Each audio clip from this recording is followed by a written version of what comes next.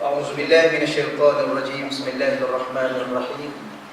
السلام عليكم ورحمة الله تعالى وبركاته. الحمد لله رب العالمين والعاقبة للمتقين ولا عدوان إلا على الظالمين. أشهد أن لا إله إلا الله وحده لا شريك له وأشهد أن سيدنا محمدا عبده ورسوله.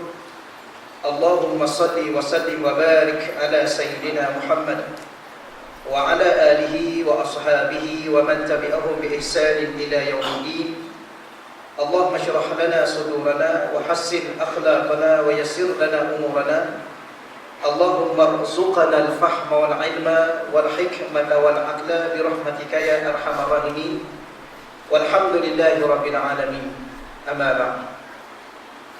Yang pertama yang saya hormati dan saya muliakan pengurusi surau, tuan-tuan imam, tuan-tuan guru, para ustaz, para ilmuwan, seluruh ahli jantan kuasa surau, dan seterusnya yang saya hormati dan saya muliakan tuan-tuan muslimin muslimat yang dirahmati Allah Subhanahu wa taala sekalian.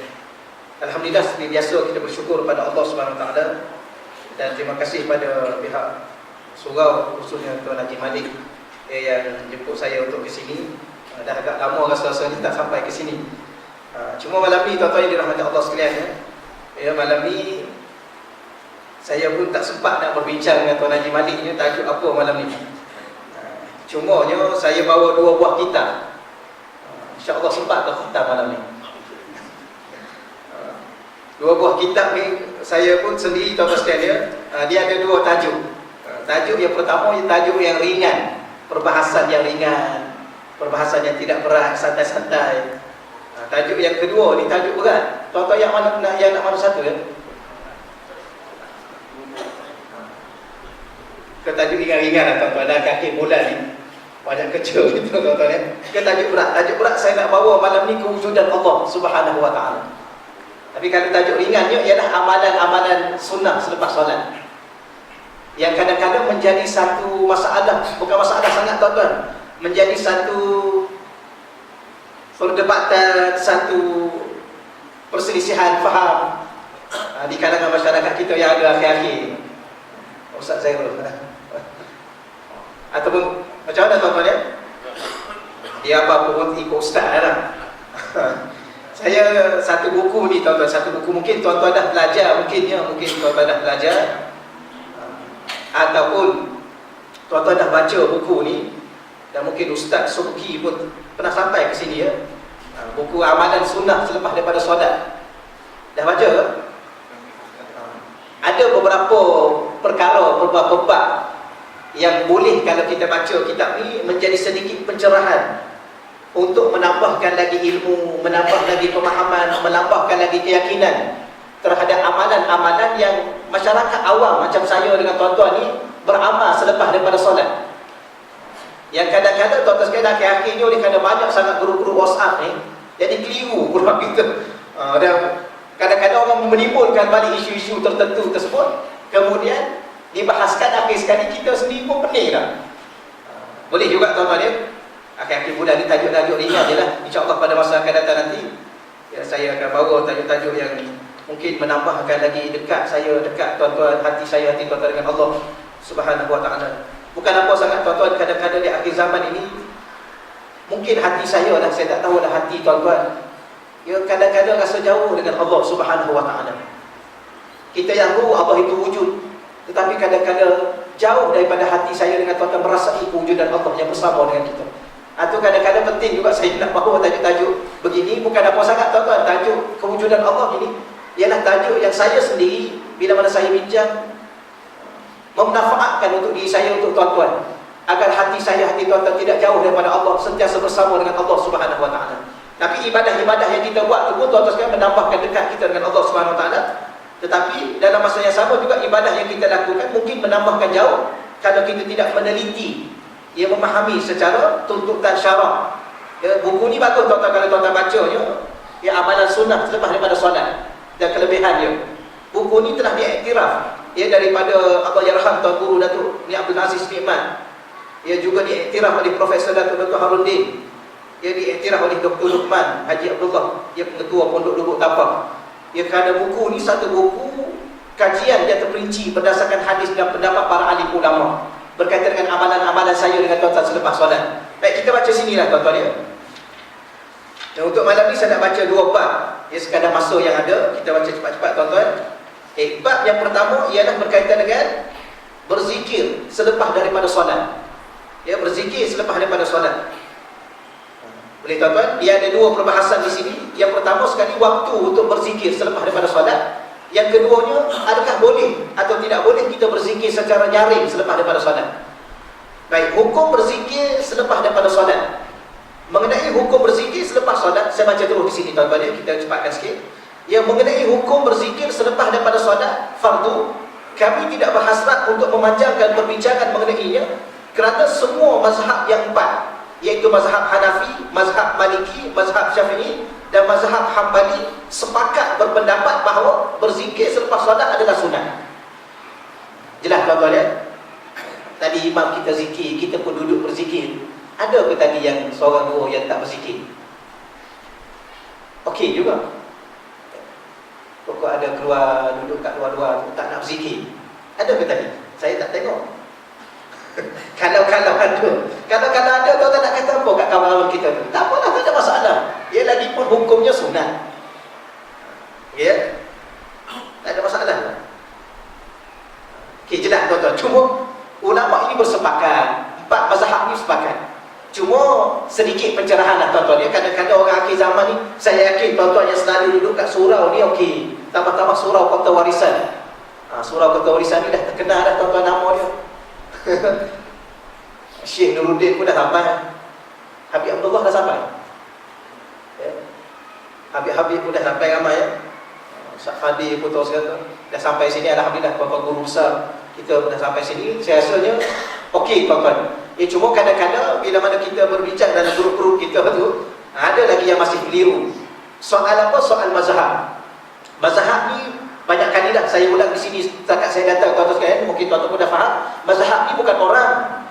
Ya, nanti tanya pula ustaz, saya ni nak ikut mazhab mana? Ke nak ikut Nabi? Lagipun Nabi tak ada mazhab. Sayyidina Umar mazhab apa? Apa tuan-tuan? Jadi mazhab ni bukan orang. Ya, mazhab ni ialah hukum-hukum yang dikeluarkan oleh para alim ulama mujtahid daripada Al-Quran dan Sunnah. Maka disandarkan siapa yang mengeluarkan itu, iaitu Imam Syafi'i. Maka mazhab Imam Syafi'i. Adalah tuan-tuan, saya rasa tak perlu saya urai ya. Cuma kadang-kadang orang timbul, kita ni nak ikut Nabi ke nak ikut mazhab? Yang pelik lagi, dia kata kita ni nak ikut Nabi ke nak ikut Imam Syafi'i? Itulah kita teruklah soalan tu. Tuan-tuan tak pernah tanya ya. Ikut Nabi ke ikut Imam Syafi'i? Ikut Imam Syafi'i itu ikut Nabi lah tuan-tuan. Dia kan sebab Imam Syafi'i itu pun dia ikut Nabi lah. Dia bukan ikut ayam pen. Imam Syafi'i ikut ayam pen. Tak ada lah tuan-tuan sekalian, kita faham lah alhamdulillah. Cuma kita, kenapa Nabi itu tak ada mazhab? Kerana Nabi itu sumber hukum ya? Yang meninggalkan hukum, yang meninggalkan sumber hukum. Nabi itu sendiri pun setiap gerak-geri dia adalah sumber hukum. Mazhab itu hukum yang dikeluarkan daripada perbuatan Nabi, daripada percakapan Nabi, daripada Quran dan Sunnah. Tak apalah tuan-tuan, tapi 4 mazhab ini sepakat bahawa hukum berzikir selepas solat adalah sunat. Tapi sunat tuan-tuan kena ingat, jangan pandang remeh, jangan pandang rendah. Kerana bila mana tuan-tuan kembali ke akhirat nanti, apabila ditimbang amalan wajib tuan-tuan, khususnya sembahyang, apabila sembahyang itu tak sempurna, Allah minta malaikat cari amalan-amalan sunat tuan-tuan. Khususnya amalan sunat selepas daripada solat, termasuklah solat sunat dan sebagainya. Baik, cuma mereka berselisih pendapat mengenai masa pelaksanaannya sahaja. Cuma nak berzikir masa mana? Lepas bagi salat, hukumnya sunat berzikir. Masa mana nak berzikir? Baik, mengikut mazhab Hanafi, jika sekiranya solat fardu mempunyai solat sunat ba'diyah. Ini mazhab Hanafi. Tuan-tuan ya? Jika mengikut mazhab Hanafi, sekiranya solat fardu mempunyai solat sunat ba'diyah. Solat maghrib, solat isya, solat zuhur. Yang ada solat sunat ba'diyah. Maka yang lebih afdal bagi mereka, mereka ni siapa? Mereka yang menjadi pengikut-pengikut mazhab Hanafi. Maka lebih afdal bagi mereka ialah melaksanakan solat sunat ba'diyah terlebih dahulu, kemudian baru berzikir dengan zikir-zikir yang diriwayatkan di dalam hadis-hadis sahih. Jelas ya? Kalau solat sunat ada solat maghrib, ba'dan maghrib tadi, ba'dan isya. Bagi pengikut mazhab Hanafi, maka mengikut mazhab Hanafi, mengikut hukum-hukum daripada Imam Hanafi yang mengeluarkan hukum istinbat hukum, maka solat sunat 2 rakaat dulu lebih afdal. Barulah duduk balik lepas bagi salam solat sunat, berzikir, doa. Boleh ya? Ada tadi yang mazhab Hanafi tadi. Ada saja tanya tuan-tuan ya. Dia santai-santai. Ada tak kawan-kawan kita tadi lepas bagi salam, imam kita bagi salam, dia pun terus bangun, pergi ke belakang ke pergi keluar, dia solat 2 rakaat. Yang ni pengikut mazhab Hanafi. Jelas ya? Kita tak pernah tanya dia, tuan ni mazhab mana? Dia kata saya Hanafi Ustaz. Alhamdulillah, jangan ganggu dia. Jelas ya? Kemudian kita kena duduk balik. Jangan pula lepas bagi salam solat sunat rakaat terus balik. Dia tak tahulah, dia ikut separuh. Boleh juga, tak ada masalah sebab hukumnya sunat. Baik. Kemudian Imam Hanafi, mazhab Hanafi kata apa lagi? Jika solat fardu tidak mempunyai solat sunat ba'diyah. Ya, solat fardu yang tidak mempunyai solat sunat ba'diyah, iaitu subuh dengan asar. Yang tidak ada solat sunat ba'diyah, maka zikir-zikir tersebut sunat dibaca dengan segera mengiringi selesai sahaja solat fardu. Lepas subuh segera zikir.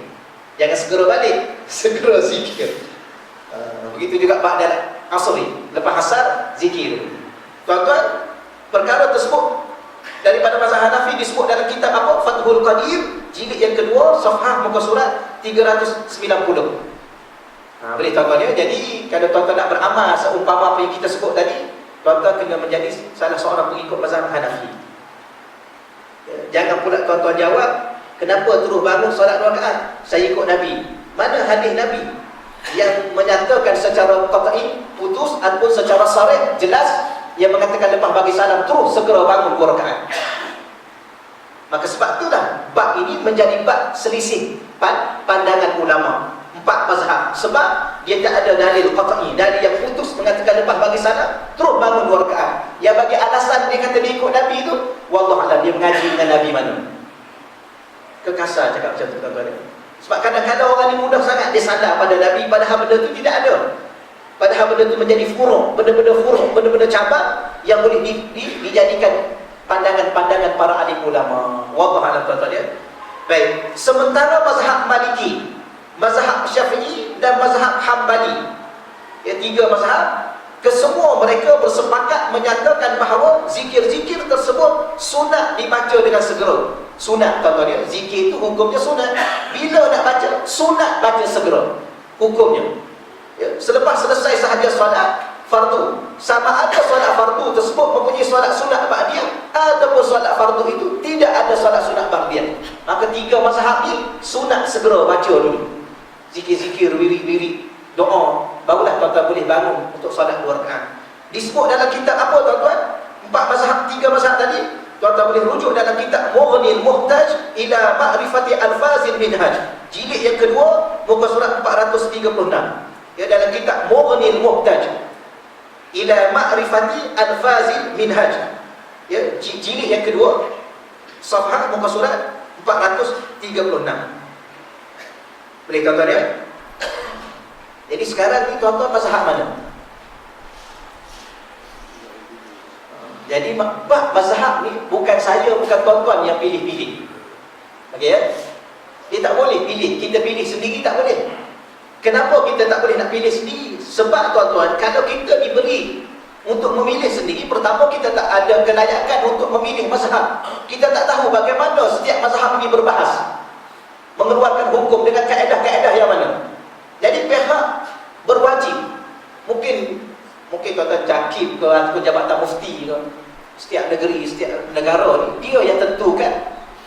Orang awam, sebagaimana saya dengan tuan-tuan ni orang awam, ya, maka dia pilih satu mazhab. Untuk apa? Supaya pemikiran saya, pemikiran tuan-tuan dalam soal agama, ataupun amalan saya dengan tuan-tuan dalam soal agama, khususnya dalam soal furuk, cabang ni, tidak bercanggah di antara satu sama lain. Maka Malaysia ni tuan-tuan sekalian adalah mazhab Syafi'i. Jadi saya dengan tuan-tuan orang awam, nak tak nak, suka tak suka, kena ikut keadaan semasa yang telah diputuskan oleh pihak berwajib. Itulah. Jadi mazhab Syafi'inya maknanya kita lepas bagi salam tu kena wirid dulu, segera, sunat hukum dia. Wirid dulu, kemudian tuan-tuan sekalian doa dan sebagainya, barulah bangun untuk solat 2 rakaat. Jadi tuan-tuan ya, jelas ya insya-Allah ya. Kena baca banyak lagi. Jelas lah, dia tak perlu pinjam banyak sangat. Cuma ada dalam satu kitab yang pernah saya sebut, tuan-tuan mungkin tuan-tuan pun baca, saya yakin tuan-tuan baca. Tuan-tuan perasan tak dalam kitab Risalatut Ta'alim Asy-Syekh Hasan Al-Banna, dalam menjelaskan rukun yang pertama. Risalatut Ta'alim ini membahaskan 10 rukun. Ya, rukunul bai'ah, rukun kesetiaan kita kepada Allah dan Rasul, kepada Islam. Rukun pertama al-fahmu. Ya, bawah rukun al-fahmu itu ada usulul 20. Ada 10 usul untuk melayakkan tuan-tuan berada pada rukun pertama yang dikatakan faham. Baik, perkara yang kedua ke yang ketiga Ustaz, saya pun tak ingat. Ustaz saya betul kan? Ya. Likulli muslim, kata Syekh Hasan Al-Banna, likulli muslim, bagi setiap orang Islam, lam yablugh darajatan nazar, yang mana ilmunya tidak mencapai suatu tahap darajatan nazar, meneliti satu persatu al-adillatul ahkam, setiap dalil-dalil hukum al-far'iyah, khususnya hukum-hukum furu', hukum-hukum cabang. Ayat tabi'a imamah, hendaklah dia ikut seorang imam min a'immatid din, daripada imam-imam mujtahid, seorang imam. Cuma soalan maknanya imam ada 4 mazhab. Tuan-tuan nak kena ikut seorang. Ya, boleh tuan-tuan ya? Ya, cuma seorang ni siapa yang tentukan? Pihak berwajib, agar masyarakat kita tidak terganggu dengan khilaf-khilaf para ahli ulama yang mereka telah melepasi satu tahap membahaskan secara detail setiap hukum furu', bukan biasa-biasa tuan-tuan. Wallahu a'lam. Jelaslah tuan-tuan insya-Allah ya. Baik, cuma kita nak bahas sikit sininya, saya nak rekan-rekan. Masa okey lagi? Ke dah ke? Baik, hukum berzikir secara nyaring. Ada lagi orang masih tuan-tuan sekalian ya. Lepas saya tinggalkan di situ, kita turun di sinilah. Hukum berzikir secara nyaring selepas solat fardu. Jadi masalah sekarang ni orang duduk bising juga, sama ada nak zikir perlahan ke nak zikir nyaring, nak zikir kuat ke nak zikir perlahan. Tuan-tuan ya? Ada juga orang kata tak boleh zikir kuat-kuat, bid'ah. Tak apalah tuan-tuan, kita baca malam ni. Yang pertama saya terus nak baca pendapat. Yang pertama pendapat Al-Hafiz Ibn Hajar Asqalani. Ya, Al-Imam Al-Hafiz Ibn Hajar Asqalani. Tuan-tuan sedia maklum ya, kalau nama seseorang itu di awal perkataan namanya Al-Hafiz, maknanya dia hafal 100,000 hadis. Itu tuan-tuan sedia maklum ya. Kalau Muhammad Al-Hafiz, yang tu dia hafal Quran 30 juzuk. Kalau Al-Hafiz Muhammad, yang tu dia hafal 100,000 hadis. Yang mengikut Imam Baikuni dalam matan Baikuniyah. Al-Hafiz ialah seorang yang hafal 100,000 hadis. Al-Muhaddis yang hafal 10,000 hadis.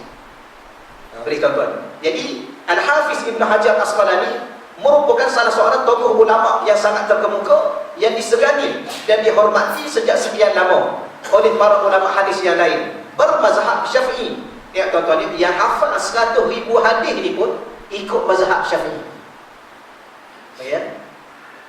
Yang tu yang menjadi satu benda, tuan-tuan ingatlah suasana sekarang ni, ulama-ulama sedang bahas ada satu golongan pemuda-pemuda yang menggelarkan diri mereka alla mazhabiyah, golongan tak ada mazhab.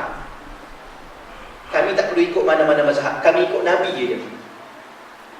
Golongan ni tuan-tuan, golongan yang sedang keliru dalam disiplin ilmu. Bagaimana mengambil ilmu daripada sumber yang benar, iaitu daripada pewaris-pewaris baginda Rasulullah SAW, kemudian mengikut apa yang telah diputuskan daripada hukum hakam yang telah dibahaskan, mengikut kaedah-kaedah hukum, dalil qat'inya, dalil zanninya, dalil am, dalil khas, semua sekali tuan-tuan sekalian. Tahap saya tak ada kemampuan untuk kita bahaskan pada tahap ulama-ulama mujtahid. Boleh tuan-tuan ya? Macam kita kata Al-Hafiz Imam Nawawi. Imam Nawawi sendiri tuan-tuan hafaz 100,000 hadis, pun bermazhab Syafi'i. Ya, ramai ulama-ulama nanti kita akan baca di sini tuan-tuan ya. Dan di antara kitab yang paling unggul karangan Al-Hafiz Ibn Hajar ni ialah kitab Fathul Bari. Rupanya Fathul Bari ini nama kitab, bukan nama orang. Ya ke? Senyum aja tuan-tuan. Tuan-tuan ni cepat faham.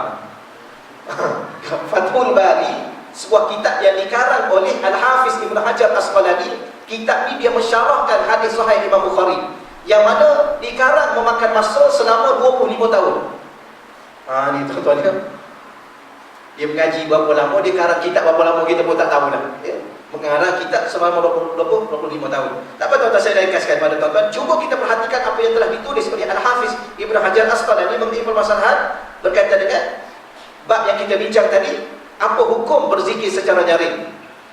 Saya baca tuan-tuan hadis di sininya, ada Ibn Abbas, ya, dalam kitab Fathul Bari tadi, ada Ibn Abbas di bawah satu hadis bahawa sesungguhnya Sayyidina Ibn Abbas radhiyallahu anhu akhbara, telah menceritakan kepada kita atau meriwayatkan kepada kita, anna raf'as sauti bidzikri, bahawa sesungguhnya mengangkat suara, raf'az saut, mengangkat suara pun boleh, ataupun menyaringkan suara, bizikri, dengan berzikir, hina yansarifun nas minal maktubah, selepas selesainya para makmum daripada solat 5 waktu. Karena ada ahdi Nabi, perkara tersebut telah berlaku semenjak zaman Nabi sallallahu alaihi wasallam. Boleh tuan-tuan ya? Rupa-rupanya berzikir secara nyaring kalau mengikut riwayat Sayyidina Ibn Abbas yang ditulis dalam kitab hadis sahih Imam Bukhari dan disyarah oleh kitab Fathul Bari karangan Al-Hafiz Ibn Hajar Asqalani, mengatakan bahawa anna raf'as saut, mengangkat suara ataupun menyaringkan suara, bidzikri, ketika mana kita berzikir. Masa mana kita berzikir? Hina yansarifun nas minal maktubah, selepas selesai makmum sembahyang 5 waktu. Boleh.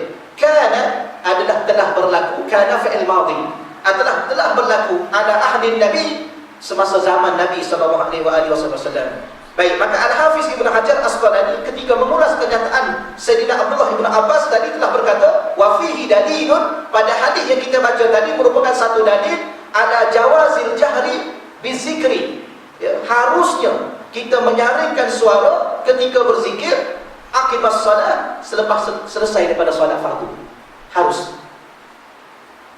Jadi tak timbullah di sini orang yang kata bid'ah dan sebagainya, tuan-tuan sekalian. Tuan-tuan boleh bacalah dalam kitab ni. Baik, kemudian waqala An-Nawawi, berkata Al-Imam An-Nawawi rahimahullahu taala, hamal Asy-Syafi'i hadzal hadis, yang telah memberi pendapat para imam.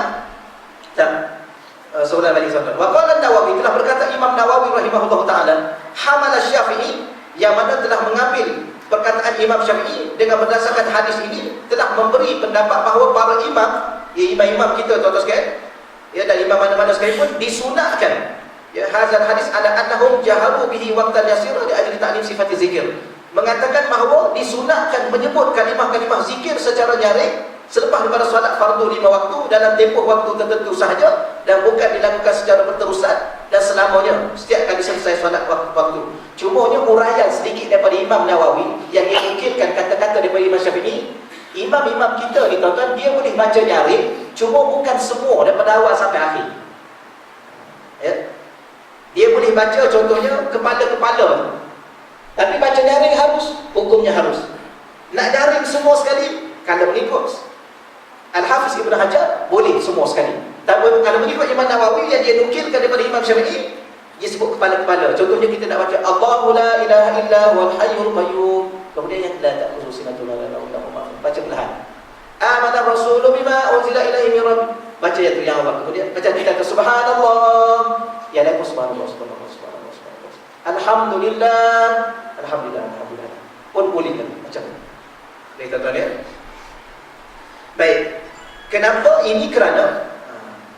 Kerana li ajli ta'limi sifat zikir. Kenapa baca yang kuat tertentu sahaja? Ini kerana matlamat berzikir secara nyaring adalah bertujuan untuk mengajar para makmum kalimah-kalimah zikir, dan bagaimana cara berzikir dengan betul dan mengikut sunnah. Yang pendapat yang dipilih oleh Imam Syafi'i ialah sesungguhnya imam dan makmum disunatkan berzikir secara perlahan, melainkan seorang imam yang berhajat mengajar pada makmumnya.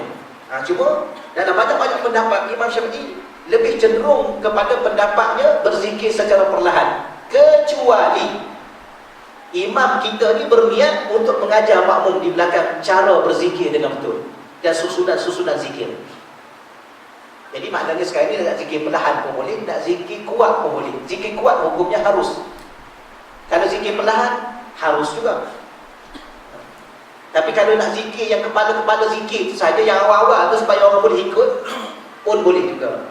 Boleh tuan-tuan, dia jelas insya-Allah ya. Cukuplah, saya rasa tak perlu kita urai lagi lah. Dalam buku ni tuan-tuan boleh baca lah insya-Allah. tahulah ada setengah tu dia cari kat kedai ya, tuan-tuan sekalian. Payah juga nak dapat buku ni sebab Ustaz Sufi itu daripada Kelantan. Ya, dia tak tahulah ada kedai buku tak ada. Saya setakat tu dahulu tuan-tuan ya. Cuma saya nak baca bab yang kedua. Ada masa sikit lagi. Bab yang kedua, amalan pertama selepas daripada solat fardu. Yang tadi dia bincang secara umum. Selepas solat tu, tuan-tuan sekalian nak solat terus ke ataupun nak zikir. Kemudian ni amalan pertama selepas solat fardu. Baik. Yang dimaksudkan dengan amalan sunnah dalam kitab ni tulis tuan-tuan ya. Setengah kitab dia tak kata amalan sunnah. Dalam kitab ni dia kata yang dimaksudkan dengan amalan sunnah yang pertama selepas daripada solat fardu di sini ialah menyapu kepala sehingga sampai ke muka selepas memberi salam yang kedua. Kalau dalam buku yang kita baca ni, tuan-tuan sekalian, amalan pertama yang menjadi amalan sunnah selepas solat fardu menyapu kepala sampai ke muka. Selepas bila? Selepas bagi salam yang kedua. Sebab ada setengah orang tuan-tuan lepas balik Mekah tak sapu lah. Dia ikut orang Mekah. Orang Mekah, boleh ingat tuan-tuan Abu Jahal pun ada kat Mekah. Abu Jahal tu bukan Abu Jahal zaman Nabi. Abu Jahal ni nama glamour, nama dia lain. Boleh ya? Nama komersial ke apa? Bukan nama glamour. Ya, dulu sapu muka, kemudian lepas balik Mekah tak sapu lah. Kenapa? Ikut Mekah. Tak apalah, tapi dalam buku ni kita bahas kita tuan ya. Baik, bermula daripada bab ini, bab yang seterusnya dan bab yang seterusnya, perkara yang akan dibincangkan adalah berkaitan dengan amalan-amalan sunnah selepas daripada solat fardu dan kelebihannya. Baik, apabila seseorang itu selesai memberi salam daripada solatnya, sama ada dia imam ataupun dia itu adalah makmum atau solatnya bersendirian, maka mengikut kenyataan Imam Asy-Syaukani di dalam kitabnya Nailul Awtar. Imam Syaukani dalam kitabnya Nailul Awtar disebut juga tuan-tuan, tapi dia tak sebut dalam kitab ni. Dia masa kita duduk Syekh Nuruddin pernah banyak kali dah tuan-tuan dia ulang ya. Ataupun ada ustaz-ustaz lain pun kalau kita belajar, dia menyebut bahawa disebut juga dalam kitab Al-Azkar Al-Imam Nawawi rahimahullahu taala. Dia ada dua kitab yang sebut bab ni. Bab sapu kepada sampai ke muka. Pertama kitabnya ni ya Nailul Awtar Imam Syaukani. Yang kedua kitab Al-Azkar Al-Imam Nawawi. Al-Azkar ialah himpunan zikir-zikir. Imam Nawawi rahimahullahu taala bahawa sunat bagi makmum dan juga bagi imam, sama ada dia solat berjemaah, bagi makmum ataupun dia solat bersendirian, sunat menyapu kepala sampai ke muka. Ya, disunatkan seseorang itu menyapu kepalanya dengan tangan kanannya. Bukan setakat dia sapu, disunatkan juga mengucapkan doa berikut. Bismillahirrahmanirrahim, la ilaha illa huwa rahmanur rahim, Allahumma azhib anni hamma wal hazan. Nah, itu doa dia. Tuan-tuan sapu saja ke sekali dengan doa. Sapu saja pun sunat juga. Sekali dengan doa dapat dua pahala doa. Ya bismillahirrahmanirrahim, la ilaha illa huwa rahmanur rahim. Bismillahirrahmanirrahim, la ilaha illa huwa rahmanur rahim, Allahumma azhib anni hamma wal hazan. Baik. Mana dalilnya tuan-tuan? Sebab ada setengah orang duk bahas, dia kata apa? Dia kata zaman Nabi dulu memang Nabi sapu juga, tapi Nabi sapu sebab masjid Nabi itu ada pasir. Boleh dengar? Pernah dengar? Adapun surau hijrah kita ni dah ada kapel. Jadi kita rukuk pun tak ada pasir, maka dengan sebab tak ada pasir itulah tak perlu sapu. Jadi rupa-rupanya tuan-tuan bila mana kita belajar bukan hujah dia ada pasir tak ada pasir. Jadi kalau tuan-tuan sembahyang di sini, tak payahlah sapu. Kalau sembahyang kat tepi pantai, kadang-kadang pergi piknik lah, ke tak sembahyang? Sembahyang tuan-tuan. Ke perlu mandi pula, tukar baju lain pergi ke surau? Tak perlu tuan-tuan sekalian ya. Tuan-tuan menjelam dalam laut tu, tengok apa kiblat betul, pasir tu bersih, sembahyang situ lah. Tak ada masalah, kita jangan susah-susah sebab Islam ni mudah. Habis masa tu rukuk atas pasir, masa tu dah sapu sebab ada pasir, gitu. Tidak ada kata, tapi dalam kitab ni dalilnya adalah berdasarkan kepada suatu hadis. Rupanya sapu kepala sampai ke muka ni tuan-tuan ada hadis yang diriwayatkan oleh Imam At-Tabarani yang berbunyi wa an Anas, wa an Sayyidina Anas radhiyallahu anhu qala, daripada Sayyidina Anas radhiyallahu anhu qala anna nabiyya sallallahu alaihi wasallam, seterus terjemah cepat sikit tuan-tuan ya, anna nabiyya, bahawa sesungguhnya Nabi sallallahu alaihi wasallam kana iza shalla, apabila Nabi bersolat, wa faragha min salatihi, dan apabila Nabi selesai daripada solatnya, yamsahu bi yaminihi, pada ketika itu Nabi menyapu dengan tangan kanannya ala ra'sihi, di atas kepalanya, wa yaqulu, lalu Nabi berdoa, bismillahilladzi la ilaha illa huwa rahmanur rahim, Allahumma azhib anni hamba wal hazan. Itu doa. Ya, Nabi sapu, Nabi ini riwayat daripada siapa? Daripada Sayyidina Anas bin Malik radhiyallahu anhu. Dia menceritakan kepada kita, meriwayatkan kepada kita bahawa Nabi ini kana iza shalla, apabila Nabi bersembahyang, wa faragha an salati min salatihi, Nabi selesai daripada sembahyangnya, yamsahu, maka ketika itu Nabi sapu biyaminihi, dengan tangan kanannya, ala ra'sih, di atas kepala dia. Wa yaqulu, lalu Nabi berdoa, bismillahirrahmanirrahim, la ilaha illa huwa rahmanur rahim, Allahumma azhib anni hamba wal hazan. Boleh tuan-tuan? Baik, Al-Hafiz Al-Haisami. Cuma kita nak jadi masalah sekarang ni, kenapa timbul perbahasan? Kenapa timbul perselisihan faham pada kedudukan hadis tu, tuan-tuan? Jadi Al-Hafiz Al-Haisami telah mengulas hadis yang kita baca tadi dengan katanya, rawahu Tabarani fil Awsat wal Bazzar binahwihi bi asani wa fihi Zaidun al-Ammi wa qad wathaqahu ghairu wahidin wa dha'afahu al-jumhur wa baqiyatu rijali ahli isnadai at-Tabarani siqatun wa fihi ba'dihim khilafun.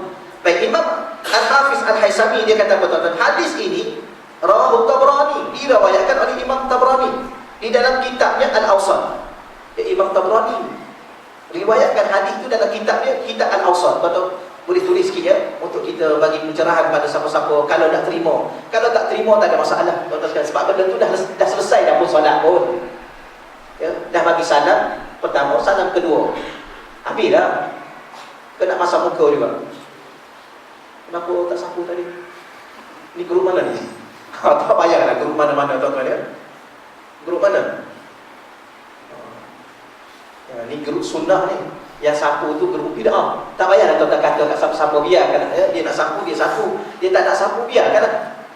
Tapi yang sapu tu biar jelas perbahasan dia.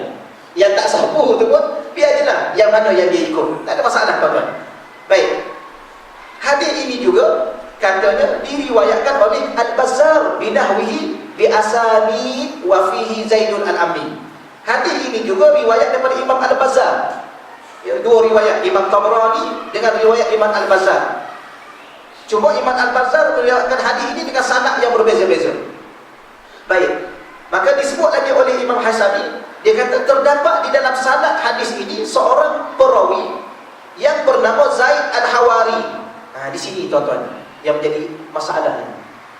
Bukan masalah lah, tuan-tuan, menjadi persoalan, titik persoalan dia dalam hadis tadi. Bila mana disemak punya semak, ada seorang perawi namanya Zaid Al-Hawari, yang mana Zaid Al-Hawari ini lebih masyhur dengan gelaran Zaidul Ammi. Zaidul Ammi, itu gelaran yang lebih masyhur. Maka oleh demikian ada sebilangan ahli hadis, ya, sebilangan ahli hadis. Bahasa asalnya ditulis di situ waqad wathaqahu, sesungguhnya telah wathaqahu, telah meletak kepercayaan, kesikahan, ghairu wahidin, bukan seorang ahli hadis. Tapi dia terjemah begini, ada sebilangan ahli hadis yang menghukumkannya Zaid itu adalah seorang perawi yang sikah. Tetapi al-jumhur, majoriti ahli hadis menghukumkan Zaid itu seorang perawi yang dhaif. Bukan hadis itu, perawi itu. Ya? Jadi bukan masalah hadis, masalah perawi. Jadi sebilangan ahli hadis mengatakan Zaid ini adalah orang yang sikah. Maknanya riwayat dia boleh diterima, tak ada masalah. Cuma majoriti ulama hadis mengatakan Zaid ini seorang yang dhaif. Ya, dhaif. Baik. Selain daripada Zaid yang berkaitan dengan perawi-perawi selain daripada Zaid, semua perawi dalam salah satu sanad riwayat Imam Tabarani adalah sikah. Semua boleh dipercayai perawinya. Baik, sementara sebahagian perawi di dalam sanad-sanad lain berlaku perselisihan.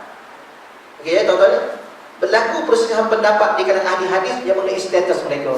Jadi riwayat ada dua. Satu riwayat Imam Tabarani, satu riwayat Imam Al-Bazzar. Cuma riwayat Imam Al-Bazzar ni dia banyak sanad.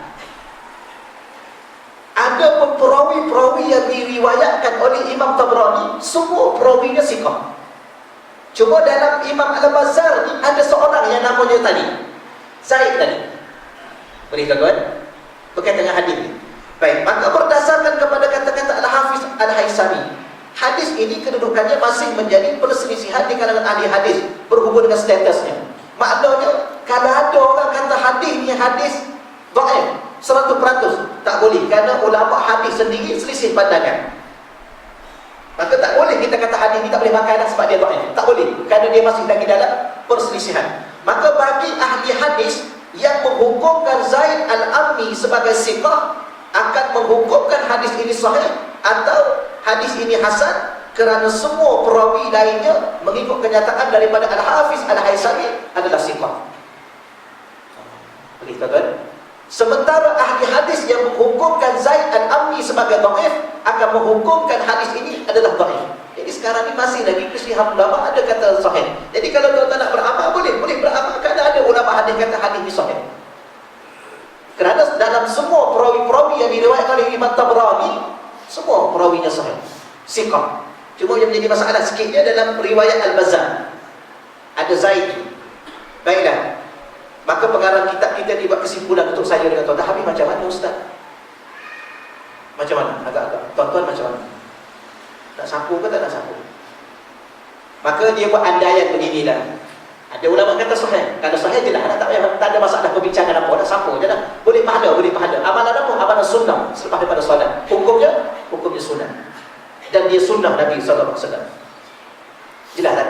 Cuma kalau tuan-tuan rasa macam mana kalau kita faham hadis itu kedudukan sahih, dhaif, maka dia kata kalau kita andaikan hadis ini tidak sahih lah, andai kata, walaupun ulama kata ada yang sahih, maka dan tidak juga hadis ini hasan, maka kalau kita andaikan dia ni adalah dhaif, sudah pasti ianya tidaklah terlalu dhaif.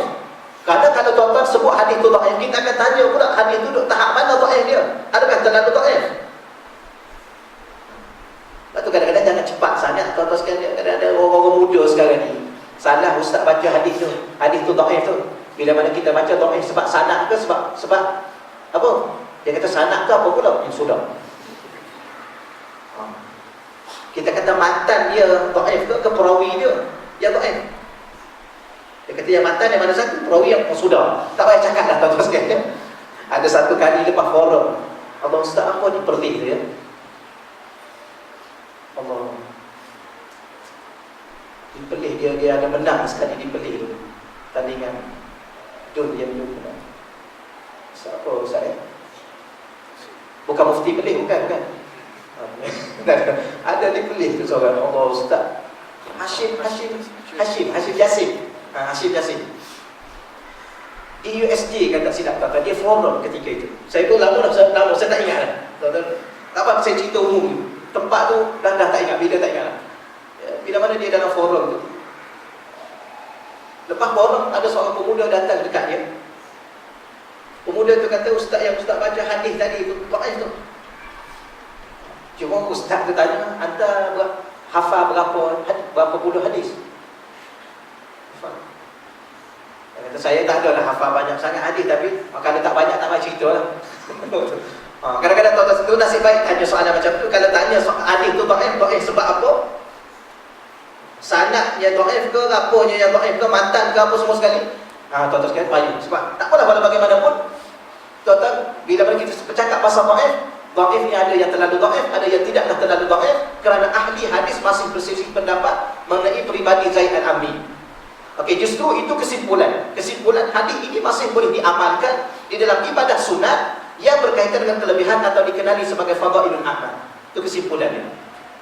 Kenapa tuan-tuan? Kerana Al-Imam As-Suyuti, Al-Imam As-Suyuti menyebut dalam kitab Tuhfatul Abrar.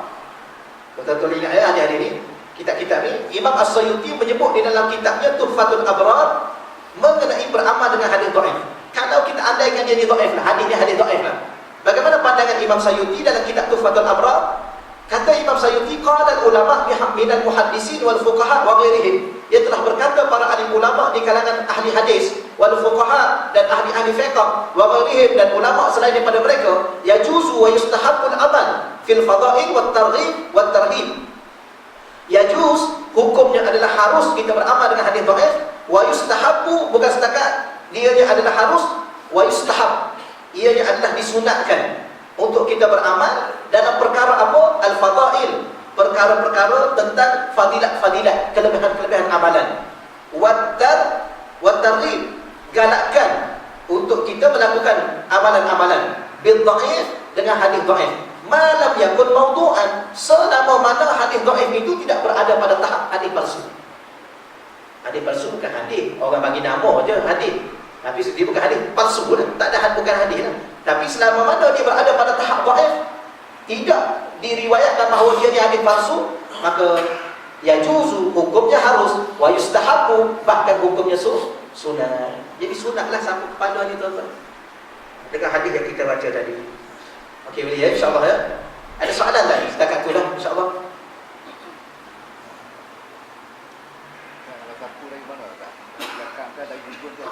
Dia daripada ubun-ubun biasa. Sama dengan ubun-ubun. Tapi ada juga ustaz tuan-tuan guru kita daripada sini kan. Apa? Ada tuan-tuan sekalian. Wallahu a'lam. Okey dah lah. Apa? Oh, yang tu saya tak tahu tuan. Pokok dia tangkap apa kepada dia. Tak tahu lah. Wallahu a'lam, yang tu saya tak boleh nak jawab. Mungkin ada tuan lagi tanya, mungkin tanya ustaz lain lah. Tapi yang setakat kita tahunya dia sapu gini lah, ada yang tuan-tuan guru kita daripada ubun-ubun. Kalau yang tangkap dulu kemudian sapu tu, wallahu a'lam. Kadang-kadang kita nak nafi pun payah juga tuan-tuan. Ilmu kita tak banyak. Yang orang nak hantar dalam video tu pula yang sembahyang. Ustaz ada dapat ustaz? Yang sembahyang macam-macam dulu sekali. Wallahu a'lam. Yang tu 3 kali, lebih daripada 3 kali juga habis lah. Wallahu a'lam. Okey dah tuan-tuan. Habis dah kuliah kita ni.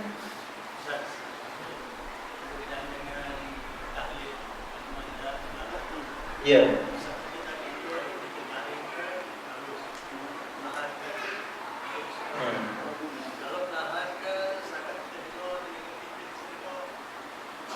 Ya, ya. Ya. Ada yang kuat terus dia satu dia tiga kuat. Dia yang paling afdal ialah sebutan tu lengkap. Lengkap dan sempurna. Kuat di tuan-tuan dia tengok seseorang. Kuat atau perlahan tengok seseorang. Cuma dalam kitab ni dia tak tulis. Ada dalam kitab yang lain. Contoh lepas sembahyang. Kita lepas sembahyang dulu ya, tahlil lepas sembahyang. Ya, ada tuan-tuan guru kita baca tasbih, tahmid, takbir, tahlil sekali. Ya, tahlil tu ringkasan la ilaha illallah, bukan tahlil yang orang mati tu. Lepas tu kadang-kadang orang kata tak boleh buat tahlil. Apa masalah tak boleh buat tahlil? Apa tahlil tu? Tahlil tu la ilaha illallah, kenapa tak boleh pula? Cuma nak baca bila tahlil tu? Masa orang mati ke? Masa itu terpulanglah, kata itu bahan-bahan lain. Tapi ada dalam kitab lain dia tulis ada beberapa syarat. Kalau kita nak kuat ke nak nyaring, syarat pertama, tidak ada orang sembahyang yang masbuk belakang. Sebab tu imam ni dia ada 5 kedudukannya. Yang dalam kitab ni dia tulis tuan-tuan boleh. Imam tu sama ada lepas dia bagi salam, dia terus menghadap ke depan. Yang tu biasanya kalau dia nak berdiri pendek. Ya astagfirullahaladzim, al-Fatihah, doa. Itu tak. Dan keadaan yang kedua, imam boleh menghadap ke sini. Dia ke kanan. Keadaan yang ketiga, imam boleh menghadap makmum. Keadaan yang keempat, kata Sayyidina Anas bin Malik, boleh juga menghadap ke kiri untuk mengatakan bahawa menghadap ke kanan bukan wajib. Itu dari Sayyidina Anas bin Malik rahimahullah ta'ala radhiyallahu anhu. Kemudian imam, ni keadaan yang keempat. Keadaan yang kelima, imam lepas bagi salam, boleh dia bangun terus dia berdiri. Ya, jangan tanya kenapa. Itu hak imam. Imam, kenapa cepat hari ni? Tak payah tanya imam. Kita ada kitab ni tuan-tuan. Dia ada 5 keadaan imam. Kemudian imam boleh bangun ya. Seseorang imam boleh terus bangun daripada tempat duduknya menuju ke destinasi yang ingin dia tujui. Itu dia punya pakaian. Baik, salah satu hikmah. Yang ini dia kata. Apakah hikmah imam terus menghadap ke sini? Salah satu hikmahnya untuk mengetahui makmumnya yang masih bangun untuk tambah rakaat sebab masbuk, maka ketika itu sunat perlahan. Yang kedua, kalau ada yang baca Quran. Ya. tak tahulah makmum dia tak sempat masuk mana, lepas bagi salam dia pergi ambil Quran baca kat belakang tu. Jadi kita berimam ni nak kena perlahan, takut ganggu dia. Janganlah buat menyusahkan imam. Yang ketiganya, kalau ada orang tidur subuh-subuh, tuan-tuan sekalian, subuh-subuh orang musafir datang daripada jauh, lepas solat dia pun mengantuk sangat, dia tertidur dia di belakang tu. Jadi kita disunat zikir perlahan. Tapi kalau tak ada tiga tadi, tak ada orang yang sembahyang, tidak ada orang yang baca Quran, tidak ada orang yang tidur, maka sunat kita baca kuat.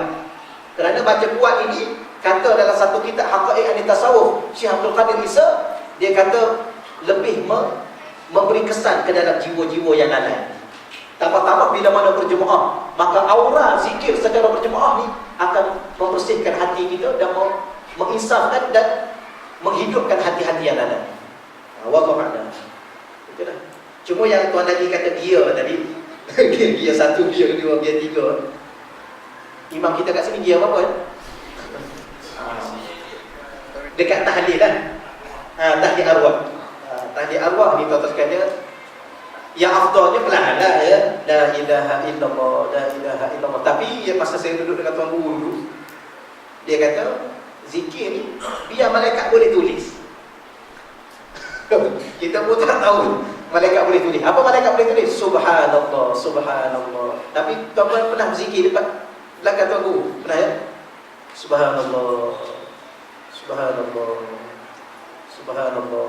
Tuan guru, la ilaha illallah, la ilaha illallah, la ilaha illallah. Itu tuan guru dulu.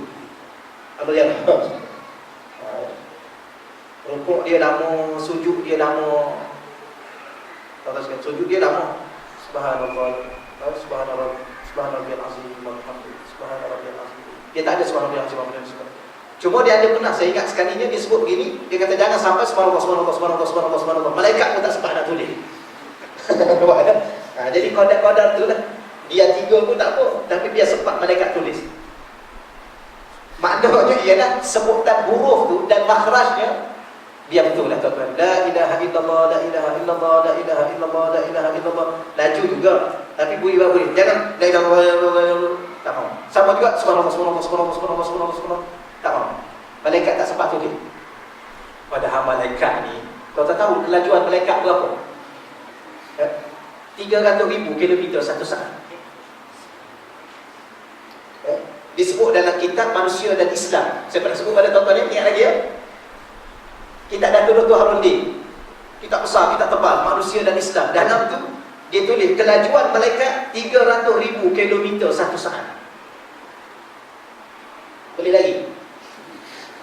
Jadi malaikat sempat tulis, tapi kalaulah huruf tu tidak sempurna, maka tidak ada pahala pada sebutan itu. Wallahu a'lam. Itulah tuan-tuan, insya-Allah sedikit pencerahan, perkongsian.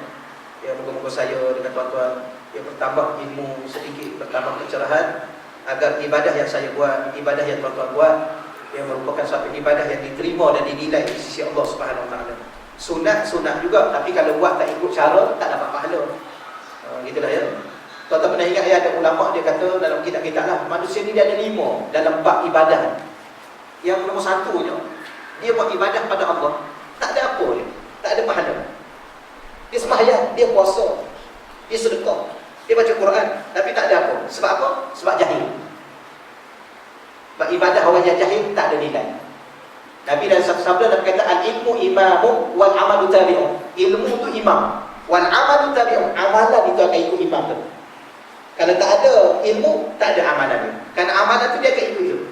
Yang kedua, ada orang ni tuan-tuan, dia buat ibadah atas muka dunia, dia ada pahala, tetapi pahala dia hilang di dunia. Ibadah dia sah, ibadah dia ada pahala, hilang di dunia. Sebab apa? Dalam hati dia ada hasad. Hasad dengki kan, sebagaimana api yang membakar sekam, habis pahala. Golongan ketiga yang buat ibadah pada Allah, ya. Orang panggil apa? Dah, yang kedua silap saya tadi. Yang ketiga tuan-tuan. Maaf saya sudah balik. Ada orang beribadah pada Allah, ibadahnya tak sah, tak ada pahala. Dah tak sah, tak ada pahala. Baik, ibadah orang yang kedua ni, ibadah dia sah dan cuma tak ada pahala. Sembahyang cukup rukun 13, Tapi riak ni tak ada pahala. Tak khusyuk, lalai, tak ada pahala. Itu nombor 2. Nombor 3-nya, ibadah dia sah, ada pahala, tapi pahala dia tak sampai ke akhirat, habis di dunia. Sebab dia hasad dengki, menyebabkan pahala dia dibakar di dunia sedap-sedap, diam-diam. Yang ketiganya, yang keempatnya, ada orang yang ibadah kepada Allah, ada pahala, sah ibadah dia sebab dia beribadah dengan ilmu, kemudian dia khusyuk, ada pahala, kemudian atas muka dunia dia tak ada hasad dengki, menyebabkan dia boleh bawa pahala ke akhirat. Tapi sampai akhirat, tuan-tuan, orang ambil pahala dia. Akhir sekali muflih dia, tak ada apa. Ya. Dia tipu orang ni, dia khianat orang ni, dia zalimkan orang ni. Ini yang zalim-zalim ni, tuan-tuan sekalian, akhirat nanti habislah pahala dia. Sebab tu Imam Ghazali dalam kitab Minhajul Abidin, dia pesan kepada kita supaya kita berhati-hati. Contoh, kalau tuan-tuan nak bersedekah RM1, jangan sedekah RM1, tuan-tuan kena sedekah RM2. Kenapa? Kata dia dalam kitab Minhajul Abidin, ini contoh tuan-tuan. Ya, maknanya kalau yang RM1 ni untuk tuan-tuan, yang RM1 lagi takut-takut orang ambil kat akhirat nanti. Tuan-tuan ingat tak masa muda-muda dulu tuan-tuan buat apa? Pancik motosikal cikgu tu, cikgu tu akan tutup akhirat nanti. Contohlah tuan-tuan, kita dah lupa dah, kita ingat ke bergurau. Ingat dulu bergurau dengan kawan-kawan dulu, sampai malu dia kita bergurau kat dia, tuan-tuan. Malu dia. Satu sekolah kita khianat kat dia, kita bergurau je, tapi hati dia terasa. Ingat lagi tak? Kau tak ingat tak? Ni puan-puan ni masa muda-muda dulu buat apa ni? Mengumpat ke apa? Tak ingat dah. Sekarang tak berhenti lagi. Jadi sebab tu kita kena buat dua. RM2, RM1, tuan-tuan niat untuk tuan-tuan RM1 lagi. Takut-takut ada orang minta akhirat. Tuan-tuan bagi yang tu lah. Kalau tidak, muflih tuan-tuan. Ni golongan kelima baru dia selamat. Ada orang beribadah pada Allah, beribadah dengan ilmu, maka sah ibadah dia. Kemudian dia khusyuk, ada pahala ibadah dia. Kemudian dia tak ada hasad dengki, maka kekal ibadah pahala dia sampai ke akhirat. Sampai akhirat pula dia tak pernah zalim orang, tak pernah tipu orang, tak pernah khianat orang, maka kekal pahala dengan dia. Yang ni yang baru boleh ditimban. Ilmu. Tuan-tuan duduk yang mana ni? Yang mana daripada 5? Yang mana-mana tak ada lah tuan-tuan. Yang nombor 5 ni, nombor 5. Yang nombor 4, saya dah 4 dah Ustaz. Nombor 4 pun habis kita di akhirat nanti. Allah, gitu dah tuan-tuan ya. Moga-moga sedikit perkongsian. Saya yakin ya tuan-tuan di sini ilmunya sudah cukup banyak. Guru saya pesan tuan-tuan, di akhir zaman kamu tak akan kalah pada ilmu, yang kamu kalah pada amal. Ya, atuk-atuk kita dulu ilmu tak banyak sebab dia tak ada guru WhatsApp. Tapi ibadah dia subhanallah. Ingat atuk-atuk kita dulu, tahajudnya, baca Qurannya. Kita hari ini ilmu banyak. Saya yakin tuan-tuan ilmu banyak. Sama juga kita, ya berilmu banyak. Ibadah kita kalah pada ibadah. Wallahualam. Setakat tu dah tuan-tuan ya. InsyaAllah bab yang akan datang nanti saya bawalah bab yang lain. Bagaimana yang saya sebut asal tadi untuk kita bincang bab kewujudan Allah SWT. Baik, auzubillahi minasyaitonirrajim. Bismillahirrahmanirrahim. Wassalatu wassalamu ala asyrafil anbiya'i wal mursalin wa ala alihi wasahbihi. Allahumma rzuqna fahman nabiyyin wa hifzal mursalin wa ilhamal malaikatil muqarrabin. Allahumma rzuqna futuhal arifin. Ya Fattah ya Alim, ya Fattah ya Alim, ya Fattah ya Alim. Ya Allah, ya Tuhan kami dalam rumah-Mu yang mulia ini ya Allah. Kami berdoa, kami merayu, kami memohon kepada-Mu ya Allah.